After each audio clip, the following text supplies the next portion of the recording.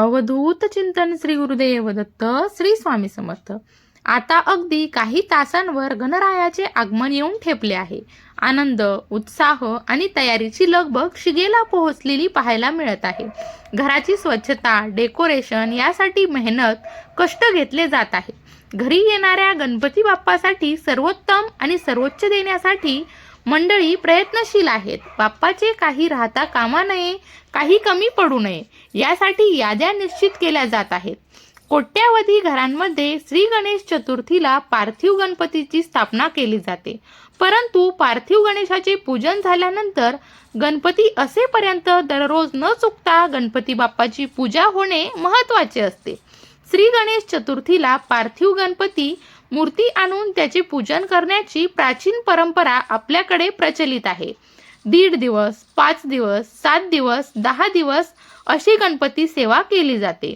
गणपती आणल्या जाणाऱ्या प्रत्येक घरामध्ये आपापले रीतिरिवाज, कुळाचार, कुळधर्म, परंपरा यानुसार गणपती आणून त्याचे पूजन केले जाते। परंतु केवळ पहिल्या दिवशी पार्थिव गणपती पूजन केले म्हणजे झाले असे नाही, तर मंडळे असो किंवा घरचा गणपती असतो, जितके दिवस गणपती बाप्पा आहे तितके दिवस गणपती बाप्पांची सकाळी आणि सायंकाळी शास्त्रशुद्ध पद्धतीने पूजा होणे आवश्यक आहे असे सांगितले जाते। पार्थिव गणपती पूजा झाल्यानंतर त्या दिवशी सायंकाळी अनावश्यक गोष्टी बाजूला करून ठेवाव्यात। फुले, दुर्वा, धूप, दीप आणि नैवेद्य दाखवावा। आप्तेष्टांसह आरती करावी। मंडळांचा गणपती असेल तर आरती अधिक उशिरा घेऊ नये। 1.5 दिवसांचा गणपती असतो, अशा घरी अधिक वेळ आरती केली जाते, परंतु अधिक रात्री उशिरापर्यंत आरती करू नये। रात्री झोपण्यापूर्वी गणपतीच्या आजूबाजूची जागा अगदी स्वच्छ करून ठेवावी। शक्य असेल तर भजन, संगीत, गीत वादन करून जागरण करावे।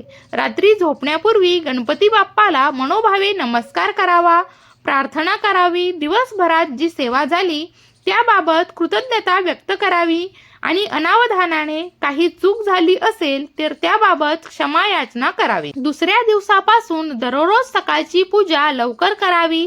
षोडशोपचार पद्धतीने पूजन करावे।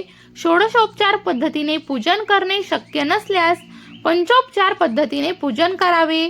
पूजा झाल्यावर विविध गणेश स्तोत्र, गणपती अथर्वशीर्ष, गणेश सहस्रनामावली म्हणावी। तसेच गणपतीच्या मंत्रांचा किमान 108 वेळा किंवा यथाशक्ती जप करावा। मुलांनाही स्तोत्रे शिकवावीत, दुर्वा निवडण्यास शिकवावे, फुले आणि पत्री यांची माहिती द्यावी। नैवेद्याला दाखवले जाणारे मोदक, त्यांची माहिती आणि ते कसे बनवायचे याबाबत मुलांना सांगावे। शक्य असेल तर 1-2 मोदक मुलांकडून करून घ्यावेत, म्हणजे आपणही बाप्पांची सेवा केल्यासारखे त्यांना समाधान मिळते। घरामध्ये गणपती बाप्पा असेपर्यंत या गोष्टी अवश्य कराव्यात, जसे की घरात गणपती बाप्पा असेपर्यंत न चुकता प्रतिदिन सकाळी आणि संध्याकाळी पंचोपचार पूजा करावी।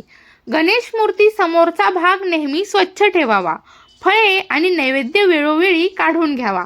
प्रसादाचे सर्वांना वाटप करावे। फळांची आणि पेढे इत्यादींची योग्य व्यवस्था करावी। पूजेतील फुले ताजी, स्वच्छ आणि नीटनेटकी असावी। अशीच फुले बाप्पांच्या पूजनात वापरावीत। घरातील वातावरण अगदी आनंदी, सकारात्मक असावे। गणपती बाप्पाची कृपा राहावी यासाठी अनन्यसाधारण भावाने सेवा करावी। आपल्याकडून कोणतीही कमतरता राहणार नाही याची पुरेपूर काळजी घ्यावी। अनावधानाने काही चूक झाल्यास मनापासून क्षमा याचना करावी। गणपती बाप्पा मोरया, मंगलमूर्ती मोरया।